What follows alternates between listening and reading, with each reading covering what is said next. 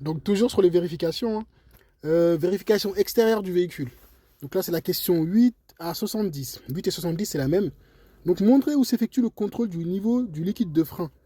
En fait, bah, là, le candidat montre que le niveau est entre le mini et le maxi. En fait, c'est ce que tu dois montrer. Tu dois montrer que le niveau est entre le mini et le maxi. Si tu as du mal à l'ouvrir, en fait, bah, tu peux demander à ton moniteur, il va t'aider. Donc là, comme d'hab, on commence à avoir l'habitude. On sait comment ouvrir le capot. Toujours, en fait, c'est là, à droite. Là, on tire comme d'hab. Et après, on va au capot. Et là, pareil, on va essayer d'ouvrir. Toujours comme d'hab, on a dit, il y a toujours une languette là, à tirer. Celle-là, là.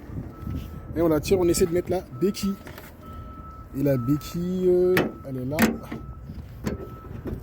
On enclenche bien. Voilà, nickel. Et là, maintenant, on doit montrer où se trouve le liquide de remplissage, l'endroit où on remplit le liquide de frein. Il est là.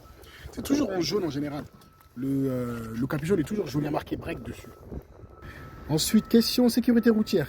Quelle est la conséquence d'un niveau insuffisant du liquide de frein?